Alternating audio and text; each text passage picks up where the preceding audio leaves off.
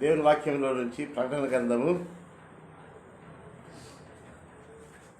ఈ యొక్క మాటలు గత దినాల్లో మనము ప్రకటన గ్రంథంలో ధ్యానించుకుంటూ వచ్చినాము.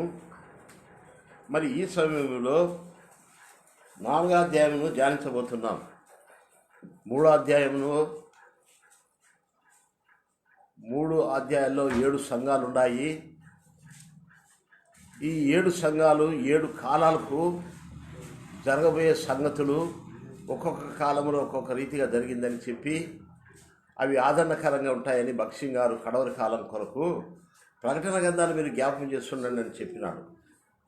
ఏదో మనము నేర్చుకునే విధానంలో అనుభవముగా ఈ 7 సంఘాల్లో ఉన్నటువంటి నిలువెత్తని స్థితి నేను ఉమ్మేదలుచుకున్నాను కాబట్టి నేను నిన్ను నా సింహాసనం మీద కూర్చోబెడతానని ఒక్కొక్క సంఘానికి ఒక్కొక్క రీతిగా హెచ్చరిక ఇచ్చినట్టుగా 7 సంఘాలు 7 కాలాలకు సాదృశ్యంగా ఉన్నాయంట. 7 కాలాల్లో 7 రీతులుగా జరుగుతాయి 7 సంఘాలులో ఉన్నటువంటి విషయాలను చెప్పేవాళ్ళు. కాబట్టి ఇప్పుడు 7 సంఘాలకు యోహాను అనేటువంటి ఆయన పని ముగించినాక ఇక ఆయన వృద్ధా వయసు అయింది, పద్మాసులో ఉన్నాడు. 4వ అధ్యాయంలో యోహానుతో ఏమని చెప్తున్నట్ట, మొదటి వచనం, ఈ సంగతులు జరిగిన తర్వాత నేను చూడగా ఇది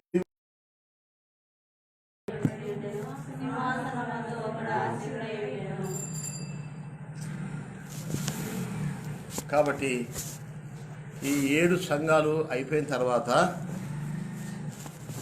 ఇక ప్రకటన గ్రంథము 3వ అధ్యాయం చివరి వచనంలో ప్రభు యోహాను భోజనం చేసినారు. నేను చెప్పినట్టు నీవు 7 సంఘాలకు కష్టపడి వర్తమానాలు రాసినావు, అలసిపోయినావు, సొలిచిపోయినావు, వృధా వయసులో నీతో నేను నాతో కూడా భోజనం చేస్తామని చెప్పి వాళ్ళిద్దరూ ఒక విందు తీసుకున్నారు. ఈ 7 సంఘాలకు ప్రకటన గ్రంథంలో రాయడం అంటే 7 కాలాలకు సంబంధించినటువంటి ఎన్ని మాసాలు పట్టిందో, ఎంత టైం పట్టిందో ఈ దినాల వల్లే కాదు, కంప్యూటర్లో పెన్సిల్తో టకటక టైప్ చేసేదానికి ఎంత నమ్మకంగా ఎంత ఓపికగా రాసినాడో చూడండి. కాబట్టి ఇక బైబిల్ కూడా తర్జమా చేసినప్పుడు మరి ఇక కలకత్తా పట్టణంలో చెప్పులు కుట్టుకుంటా విలియం కేరీ అనేటువంటి ఆయన ఈ తెలుగు బైబిల్ మన చేతులకి తర్జమా చేశాడంట. చెప్పులు కుట్టుకుంటా జీవనం చేసి దేవుడు అట్ట వాడుకున్నాడు.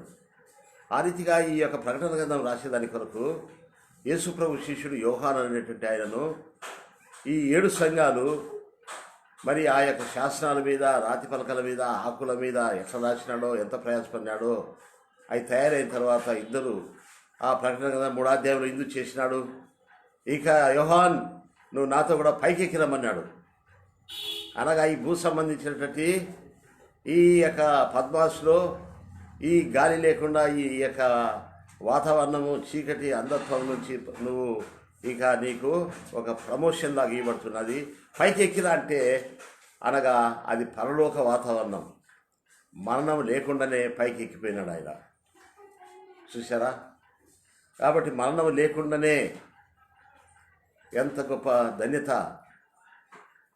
అప్పుడు ప్రభుతో కూడా పైకి ఎక్కిపోయిన తర్వాత ఒక పని ఉంటుంది మనుషులకి, ప్రతి ఒక్కరికి, ప్రతి మనిషిని కూడా ఆ పని చేయించుకున్నప్పుడే అతని మరణానికి అప్పగించి ఆ ఆత్మని ఇంకా పైకి రమ్మంటాడు. మనం వచ్చిన జబ్బు కల్లా వెంటనే సావం.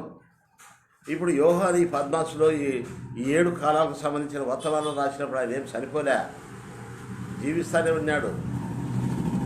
మనలాంటి వస్త్రం ధరించినాడు, ఆహారం తిన్నాడు, భోజనం చేసినాడు, వడదెబ్బ ఎండ దెబ్బ తగిలినాయి. ఈ పని ముగించిన తర్వాత అప్పుడు ఆయన పైకి ఎక్కిరమన్నాడు. మన ద్వారా కూడా దేవుని పని రేపల్లిలో ఒకటి ఉంది. నువ్వు ఎంత చిన్నవాడో అయినప్పటికీ దేవుడు ఊడ్చేది, కడిగేది, తుడిచేది, చిన్న పరిచయం చేసేది, నీతో ఒక పని ఉండి నిన్ను రక్షించుకొని ఈనాటి వరకు బతికించినాడు. కాబట్టి నీ పని ముగించిన తర్వాత నిన్ను కూడా పైకి ఎక్కిరమంటాడు అంతే. కాబట్టి ఇప్పుడు పైకి ఎక్కిపోయిన తర్వాత ఆయన ఏం చూస్తున్నాడంట, వెంటనే ఆత్మవశుడై ఉండగా ఒక సింహాసనము వేయబడి ఉంటా, సింహాసనం నందు ఆశీనుడట నేను చూసి తిని. చూడు, నేను చెప్తా తింటానరా, మీరు శబ్దం వినపడుతుంది. కాబట్టి పైకి ఎక్కిరమన్నాడు సింహాసనం మీదకి. యోహాన్ ఇక నువ్వు భూమి మీద నుంచి పైకి వచ్చేసేయి, ఇక పైనే ఉందో చూడు. సింహాసనం చూసినాడు, అబ్బా ఎట్లుంటుంది. కొంతమంది వాళ్ళ ఇళ్ళలోకి వెళ్ళిపోయినప్పుడు గదుల్లోకి పిలిచి మా టేబుల్ చూడు, మా డబల్ కాట్ మంచాలు చూడు, మా ఏసీలు చూడు అని చూపిస్తుంటారు వాళ్ళ పొజిషన్లు. అబ్బా అబ్బా. ఇప్పుడు ప్రభువు యోహానుకు పరలోకంలో ఏముందంట, సింహాసనం ఉంది చూడు. ఇక్కడ 12, 12, 24 సింహాసనాలు ఉన్నాయి యోహాన్. ఈ 12, 12, 24 సింహాసనాలు ఎవరిలంటే కొత్త నిబంధనలో ఉన్నటువంటి 12 మంది, పాత నిబంధనలో ఉన్నటువంటి 12 గోత్రికులు, కొత్త నిబంధనలో ఉన్నటువంటి 12 మంది అపోస్తులు, 24 మంది పెద్దలకు నేను ఇక్కడ సింహాసనం మీద కూర్చునే స్థానము ఇక్కడ ఉంటారు యోహాను. 12 గోత్రికులలో వాళ్ళ వంశంలో నుంచి వచ్చినటువంటి వాళ్ళకు వాళ్ళు ఈ సింహాసనం మీద కూర్చుంటారని ఆ 24 సింహాసనాలు దేవుడు అక్కడ చూపిస్తున్నాడట. మన కొరకు మన దినాలు ముగించుకొని పోతే మనకు ఆయన రాజ్యంలో అటువంటివి ఉన్నాయంట. అది భూమి మీద తెలియపరచడం మనకు తెలుసు. కాబట్టి ఆ సింహాసనం తోటి చూసినాడు 7వ వచనంలో. ఈ 4 జీవులు, ప్రతి జీవిలో 7వ వచనంలో మొదటి జీవి సింహాసనము వంటిది, సింహం వంటిది. ఆ సింహాసనం మీదగా 4 గుర్తులు ఉంటాయంట. అనగా సింహాసనం ఎట్లుంటుంది కూర్చునేదానికి, ముందు భాగం ఒక గుర్తు, ఇటువైపున ఒక గుర్తు, ఎడమవైపున ఒక గుర్తు, వెనక భాగంలో ఒక గుర్తు. ఆ సింహాసనానికి 4 గుర్తులు ఉంటాయంట. 4 రకమైనటువంటి ఆకర్షణీయమైనటువంటి పెట్టడంట. ఏంటి ఆ 4? ఇప్పుడు ఉదాహరణంగా కాంగ్రెస్సు పరిపాలనకు 3 గుర్తులుగా తెల్ల జెండా, ఎర్ర జెండా, పచ్చ జెండా, ఆ 3 రంగులు కలిసి ఒక జెండాగా పెడతారు. అలాగే ఆ జెండాలో ఉన్న గుర్తుకు ప్రకారంగా మేము మిమ్మల్ని, దేశము మాకు ఓటేసిన ప్రజలను పచ్చగా ఎర్రగా అభివృద్ధి పరుస్తామని గుర్తు ఆ జెండా. తర్వాత ఇంకొక దేశము, తెలుగు దేశములుగా ఉన్నటువంటి వారికి, లేక అమెరికా న్యూయార్క్లో ఉన్నటువంటి వారికి ట్రంప్ అనేటువంటి ఆయన ఒక జెండా చూపిస్తాడు. దాని మీద నక్షత్రాలు ఉంటాయి. అనగా అబ్రహాం జనాంగమైనటువంటి వారు నక్షత్రంలో చేస్తారని చెప్పేసి గుర్తులు ఉంటాయి. కాబట్టి ఆ గుర్తు ఏమిటంటే సింహాసనం మీద ఉన్నటువంటి గుర్తు, ఒక భాగమున సింహాసనమునకు గుర్తు ముందు భాగమున సింహం ఉందంట.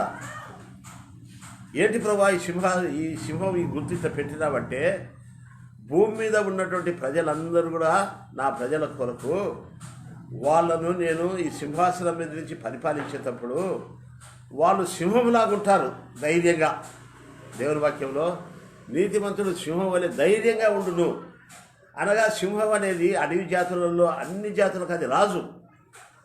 భూమి మీద ఈ సింహం గుర్తు అనేటువంటిది భూమి మీద ఉన్నటువంటి విశ్వాసి ఆ ఒలివల కొండ, రేపల్లిలో కానీ, ఆంధ్రప్రదేశ్లో కానీ, రాయలసీమలో కానీ, తెలంగాణలో కానీ దేవుని నమ్ముకునేటువంటి ప్రజలైనటువంటి వాళ్ళు నా సింహాసనం మీద ఉన్నటువంటి ఈ యొక్క సింహం అనేది గుర్తు దేనికి సాదృశ్యంగా ఉందంటే, యూదా గోత్రం సింహం వల్లే ప్రభు అయిన యేసుక్రీస్తుకు గుర్తుగా ఉన్నట్టుగా ఆ సింహము రాజుగా ధైర్యంగా భూమి మీద ఎలాంటి పరిస్థితులు జరుగుతున్నా కానీ ధైర్యంగా ఉంటారు.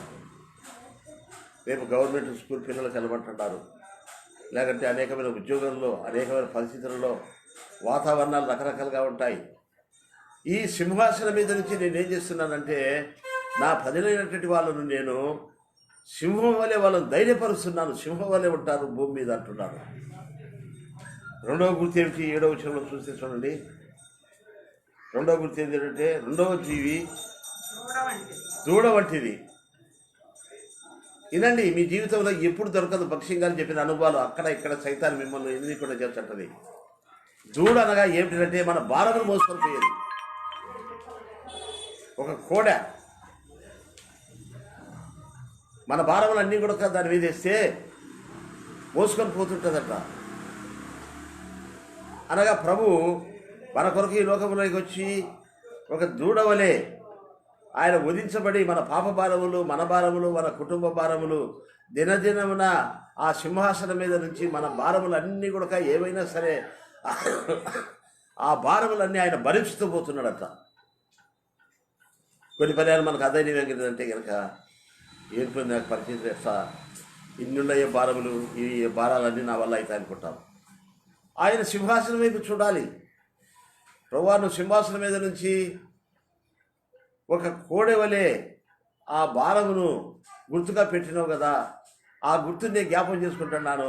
నా కుటుంబ భారములు, నా బిడ్డల భారములు, వాళ్ళ భవిష్యత్తు, వాళ్ళ వివాహములు, వాళ్ళ అవసరాలలో విశ్వాసంతో ఈ భారాలన్నీ నీ మీద వేస్తున్నానని చెప్పి ఆయన సింహాసనం మీద నుంచి ఆయన మనకు కోడెవలే మన భారములు భరించుతున్నాడని ఆ గుర్తు మనకు తెలియపరుస్తుందంట.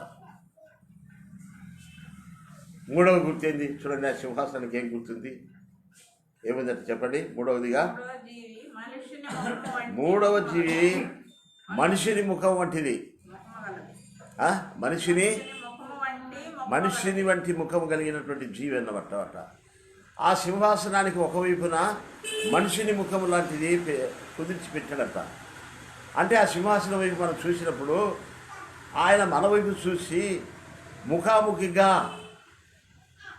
తల్లి బిడ్డను ఆదరించినట్టుగా ఆదరణకర్తగా ఆయన సింహాసనం మీద నుంచి పరిపాలన చేస్తూ మనల్ని ఆదరించుతా పోతున్నానని చెప్పేటువంటి సాదృశ్యానికి ఆ సింహాసనం మీద ఆ గుర్తును నిర్ణయించి పెట్టినప్పుడు మనము ఆయన సింహాసనం మీద నుంచి మనల్ని ఆదరిస్తున్నాడని ఆ గుర్తు మనకు తెలియపరుస్తుంది. అందుకొరకే మనిషిని ముఖంలాగా యేసు ప్రభు వారు ఈ లోకంలోకి వచ్చి మరి ఏ రీతిగా తల్లి బిడ్డను రొమ్మును ఆనించుకున్నట్టుగా మనకు ఆదరణకర్తగా ఆలోచనకర్తగా ఉండి ఎన్నో పర్యములు ముఖాముఖిగా మనకు ప్రత్యక్షమై కనబడుతూ ఆదరిస్తూ మనల్ని కాపాడుతూ వస్తున్నాడు. ఇక నేను నిలవలేను, ఇక నేను బతకలేను, అయిపోయింది నా పని అనుకుంటున్నాం.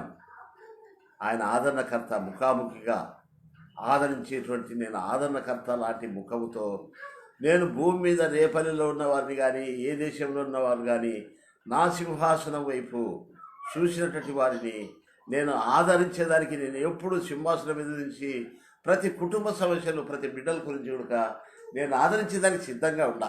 ఆదరణకర్తను పంపుతాను ఇంటి దగ్గరికి. చూసారా, ఎవరు ఆదరిస్తారు మన వాళ్ళు? మాకు ఎక్కడ కూడా ఆదరణ లేదనుకుంటాం. అది మన బలహీనత. ఆదరణకర్తను ఆయన సింహాసనం మీద నుంచి మనకు సిద్ధపరిచి పెట్టాడంట. నాలుగవది ఏమిటి చెప్పండి? ఆయన నాలుగవది ఏంటంటే ఆయన సింహాసనానికి గుర్తు పక్షిరాజును అక్కడ గుర్తుగా పెట్టాడట. ఆ పక్షిరాజు చూసినప్పుడు మనకు ఏమి గుర్తు వస్తుంది? ఆ పక్షిరాజుకు యవన బలం ఉంటుందంట. ఎప్పటికి కూడా అది సమస్యలిపోదంట, పైకి ఎగురుతుంటుందంట. రెండవదిగా భక్సింగ్ గారు చెప్పేటటువంటి వాడు ఆ యొక్క పక్షిరాజుకి ఏంటంటే కన్నాక ఆకాశం మీద నుంచి పోతూ ఉండి భూమి మీద ఉండేటువంటి సీమ కూడా కనపడుతుందంట తన కళ్ళకు. అనగా దేవుడు మనకు పక్షిరాజు లాంటి యవనమును, దూరదృష్టి అనగా పైన నిత్యత్వంలో పైనున్న వాటిని చూసేటువంటి దృష్టిని మనకు అనుగ్రహించినాడు. మనం గద్దినాల్లో చూసిన గుడివారిని మన నేత్రాలు వెలిగించినాడు. దూరదృష్టి కలిగినటువంటి వాళ్ళమై ఎప్పుడు పైనున్న వాటిని చూసుకుంటూ క్రీస్తు కూడా మీరు లేపబడింటే పైనున్న వాటిని మీరు జ్ఞాపకం చేసుకుంటానని చెప్పి ఈ సింహాసనాన్ని ఈ 4 గుర్తులతో ఆయన పరలోక రాజ్యంలో ఆయన కూర్చున్న సింహాసనం మీద 4 గుర్తులు ఉన్నాయంట. రాజకీయ నాయకుడు అడగండి, ఎందుకయ్యా ఈ జెండా గుర్తేంటి అంటే వాళ్ళు చెప్తారు, ఈ జెండా పచ్చగా ఉంది కదా, మిమ్మల్ని అందరినీ మేము పచ్చగా చేస్తాం. ఇంకొకరు ఆ జెండాకు బంగారుగా కాగితం అనిపించేటుంటుంది. ఏమిటయ్యా ఈ జెండా గుర్తంటే, మీ దేశము మిమ్మల్ని మేము బంగారు రత్నాలుగా చేస్తాము, అది జెండా గుర్తు అంటారు. అవి వాళ్ళ వల్ల కాదు. అయితే ఈ గుర్తులు మనకు నెరవేరుతున్నాయి, ఈ గుర్తులు మనకు చూపిస్తున్నాడు, మనకు తెలియపరుస్తున్నాడు.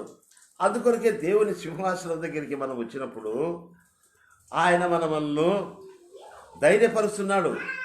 రెండవదిగా ఏం చేస్తున్నాడు చెప్పండి? మన భారములు భరించుతున్నాడు, ఎంత భారమైనా సరే. మూడవదిగా ఏం చెప్పండి? మనకు ఎవరినో ఒకరిని పంపించి, ఒక పిల్లవాడిని లేపుకొని, ఒక దూతను పంపుకొని ఆదరిస్తూ వస్తున్నాడు.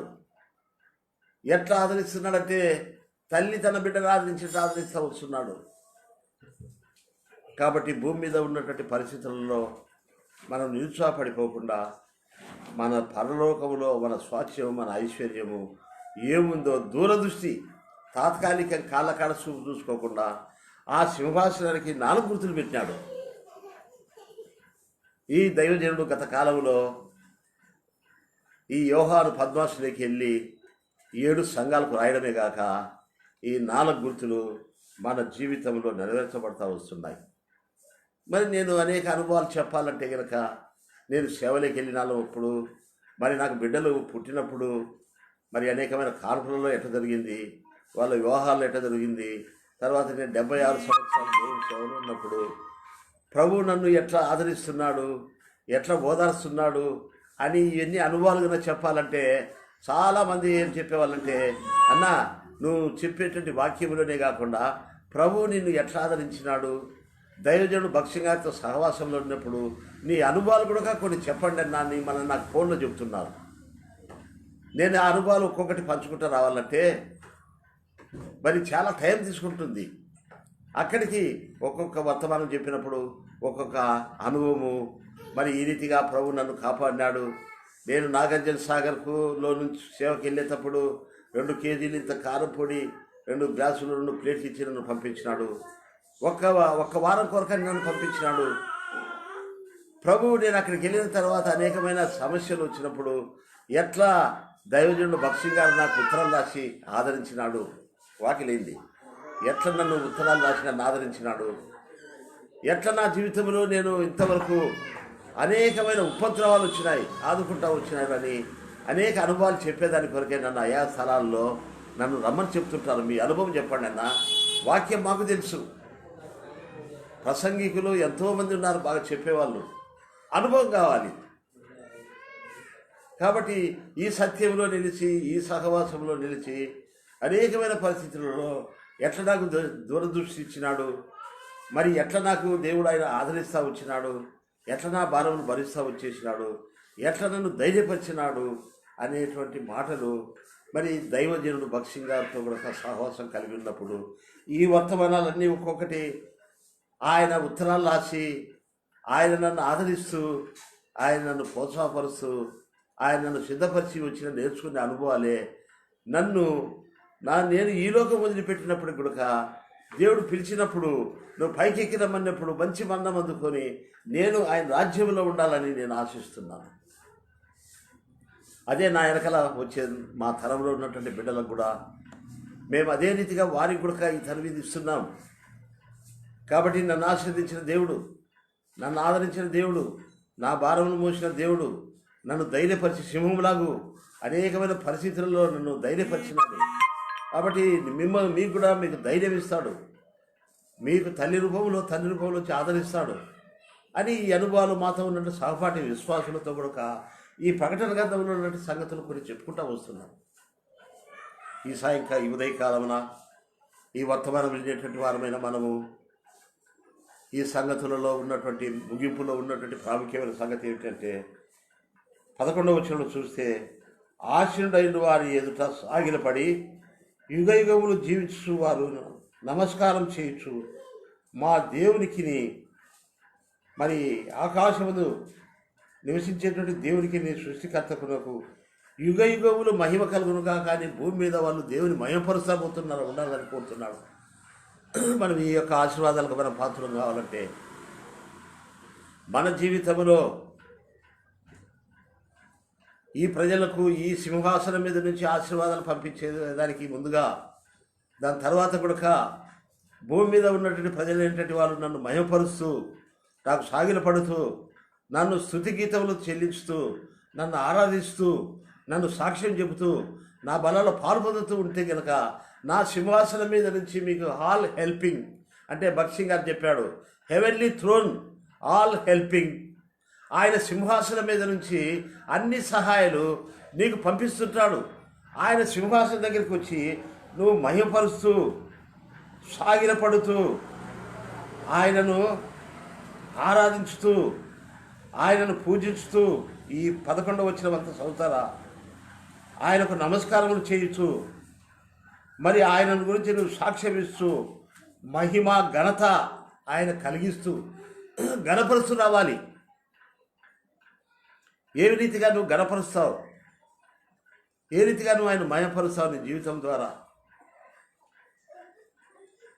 నీకు ఇచ్చినటువంటి రక్షణ నిన్ను ఆవశించి ఎంతో దినములు నిన్ను కాపాడుతావు బ్రతికించినందుకు కొరకై. మహిమ ఘనత భూమి మీద ఆయన చెల్లించుతూ రావాలి. అప్పుడు ఆ సింహాసనం మీద ఉన్నటువంటి సహకారం అనేటువంటి ఏమిటో నేడే ఈ దినం నుంచే నీకు అందించబడతాయి.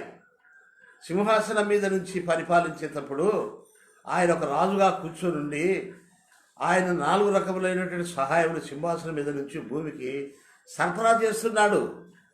అయ్యా, నా సింహాసనం మీద నుంచి ఈ సహాయం ఆగిపోయింది, ఇంకా లేదు నా దగ్గర చెప్పేదానికి లేదు. పరిపాలించే దేశ నాయకులు ఆ యొక్క పరిపాలన కింద ఉన్న ప్రజల కొరకు ఈ దినముల్లో ఇక్కడ రేపల్లె ప్రాంతంలో తుఫాను వస్తుందంటే వాళ్ళకు బియ్యము, వాళ్ళకు ఆహార పొట్లాలు, తర్వాత వాళ్ళకు వస్త్ర సహాయములు, వాళ్ళకు ధన సహాయములు, తర్వాత వాళ్ళకు ఏ రీతిగా ఈ పరిపాలించేటువంటి దేశ ప్రజలు ఆయన సింహాసనం మీద కూర్చొని ఆ యొక్క సింహాసనం మీద నుంచి ఆ రాజకీయ నాయకులు సరఫరా చేస్తున్నారో అంతకంటే శ్రేష్టమైన సహాయము ఆయన సింహాసనం మీద నుంచి నీ కొరకు అందించబడుతుంది.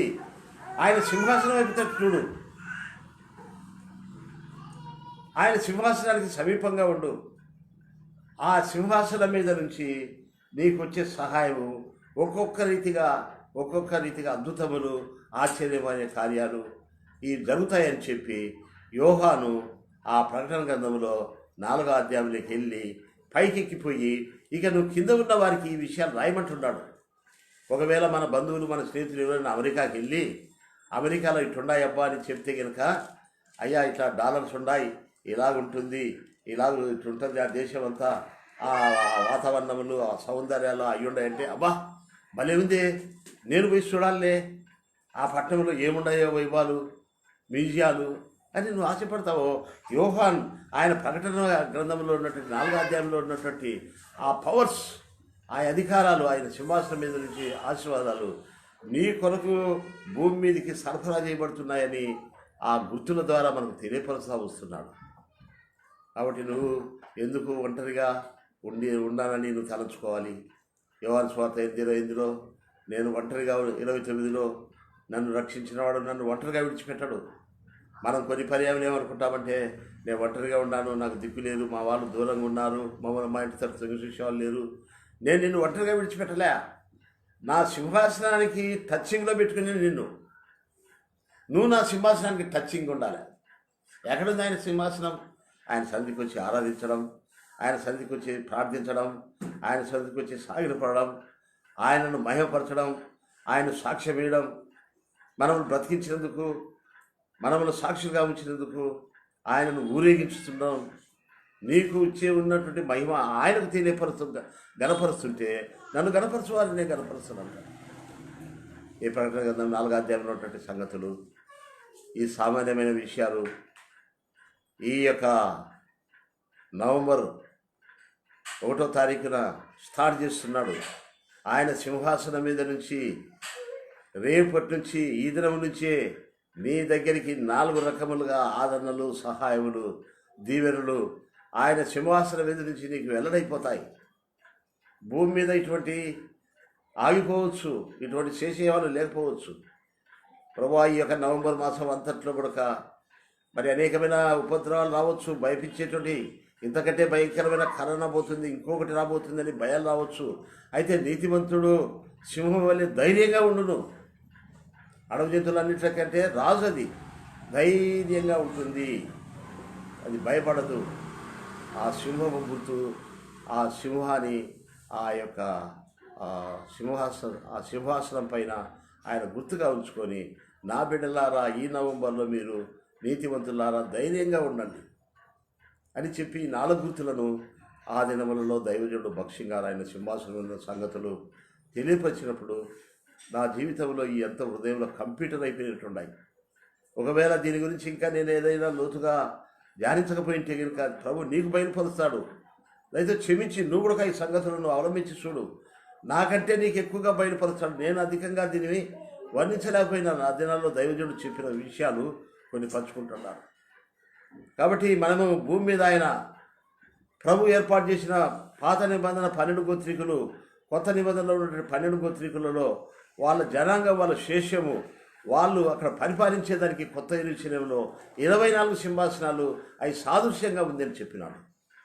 భూమి మీద వ్యక్తిగతంగా మనమల్ని ఆదరించేదానికి, మనమల్ని బలపరిచేదానికి ఈ సింహపు గుర్తును, తర్వాత ఈ యొక్క మనిషిని ముఖం లాంటి యొక్క గుర్తును, తర్వాత ఇక్కడ మరి ఆయన కోడె లాంటి యొక్క భారమును మోసేటువంటి గుర్తును, తర్వాత పక్షిరాజు గుర్తుని సింహాసనానికి గుర్తుగా భూమి మీద ఉన్న ప్రజలకు తెలియపరిచినాడు. ప్రభు ఈ దినం నేను నిన్ను ఆరాధిస్తున్నా, సాగిల పడుతున్నా, వేలాది స్తోత్రములని పాట పాడుతున్నాను, కానీ అయితే నేను ఎక్కువ సమయం నీకు స్తోత్రాలు చెల్లించలేకపోతున్నా. నా హృదయంలో మరి నేను సమయం దొరికిన కొలది నిన్ను స్తుతించుతూ, సాగిల పడుతూ, సాక్ష్యమిస్తూ గడపడుతుంటే నీ సింహాసనం పైన నన్ను కూర్చోబెడతావు. నన్ను నా పని అయిపోయిన తర్వాత పిలుస్తావు. నేను ఆ 24 సింహాసనాలు ఉన్నటువంటి ఆ స్థానంలో నాకు నువ్వు సిద్ధపరిచినావు. భూమి మీద ఈ సింహాసనం మీద ఉన్నటువంటి గుర్తుల యొక్క ఆదరణలు, ఆ ఆశీర్వాదాలు నాకు సూచనలుగా ఉంచినావు. నేను నమ్ముతున్నా, నేను తప్పిపోయినా, నేను అవిశ్వాసం అయిపోయినా, సందేహపడినా నన్ను క్షమించు. ఈ దినమున నిన్ను ఆరాధించి నీ బలంలో పాలు పొందుతా. మళ్ళీ ఇంటికి వెళ్ళి 4 గుర్తులు ఎప్పుడు నన్ను ప్రభువా అని చెప్పి నీ ఇంటిలో, నీ డైరీలో, నీ గోడల మీద ఈ 4 రాసుకో. ఎందుకు చెప్పండి? మొట్టమొదట సింహాసనం ఎదురు గుర్తు సింహపు గుర్తు, ధైర్యంగా సింహములాగా ఉండాలి. రెండవ గుర్తు ఏంటి చెప్పండి? రెండవ గుర్తు ఏమిటి?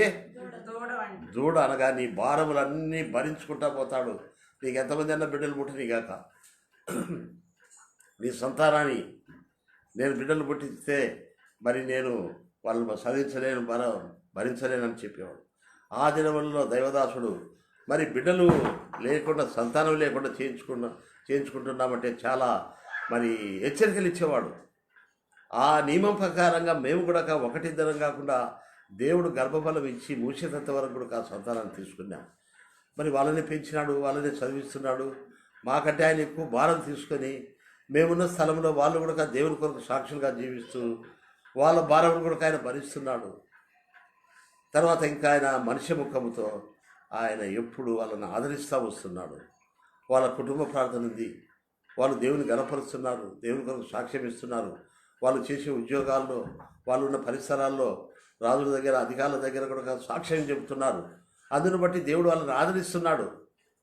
4వదిగా వాళ్ళకు ఏంటంటే కాళ్ళకాడ చూపులే కాదు, వాళ్ళు ఏంటంటే మీరు చచ్చి ఎక్కడ పోతారని మా పిల్లల్ని అడిగితే మేము చచ్చి అది పరలోకం పోతాం, కరోనా వచ్చి చచ్చిపోతే కాలిపోతారంటే మాకేం లేదు, మా దూరదృష్టి చూస్తున్నాం పరలోకంలో సింహాసనాలు ఉన్నాయని. మేము మాతో కూడా ఉన్నటువంటి విశ్వాసులకు అటువంటి దూరదృష్టి ఇచ్చినాడు. ఎంత ధన్యులం, ఎంత గ్రేటు, ఎంత మహాత్యం ఇది. ఈ 4వ అధ్యాయం మీద చెప్పినాం. నాయన ఈ 4 గంటల సహాయం ఉంది, మేము సింహాసనము మాకు సపోర్టుగా ఉంది. హెవెన్లీ థ్రోన్, ఆయన సింహాసనానికి మేము అంటే జీవిస్తున్నాం. అక్కడ నుంచి మాకు సరఫరా చేయబడుతుంది. సింహాసనం దగ్గరికి వచ్చి మేము సాగిలు పడతాం, మొక్కుతాం, సాక్ష్యం ఇస్తుంటాం, చెప్పుకుంటుంటాం. 4 గంటల సహాయము ఈ నవంబర్లో మా బిడ్డలకు మాకు దయచేసి మేము ఈ లోకం పెట్టినా కానీ ఆ 24 సింహాసనాలు ఉన్నటువంటి మా పితరుల స్థానంలో మేము చేర్చబడేదానికి ఈ నిరీక్షణ మా జీవితకాలం అంతా మేము కొనసాగించినట్టు చేయినా కానీ మనం ఆరాధించి బలాల్లో పాల్పొందుటకు సిద్ధపడటం ద్వారా ప్రభు ఈ మాటలు ప్రయత్నం చేద్దాం. 4వ అధ్యాయం 7వ వచనం మళ్ళీ అందరం గట్టిగా మా తెలుగు భాషలో పిల్లలు పెద్దలు అందరూ చదువుకొని మనం ఆరాధించేదానికి బల్లకు సిద్ధపడతాం. 4వ అధ్యాయం 7వ వచనంలో మొదట సింహాసనం వంటిది, మొదట జీవి సింహం వంటిది, రెండవ జీవి దూడ వంటిది, 3వ జీవి మనిషిని ముఖం వంటిది, 4వ జీవి పక్షిరాజు వంటిది. పక్షిరాజు యవనం, దూరదృష్టి, ముసలోని కాకుండా యవనం నీకు ఇస్తానే ఉంటాడు. ఈ గుర్తులను మనం జ్ఞాపకం చేసుకొని ఆరాధిస్తూ ప్రభుని మయ్యపరిచి బలంలో పాల్గొంటాం. ప్రభు మాటలు దీవించును కాక ప్రార్థిస్తాం.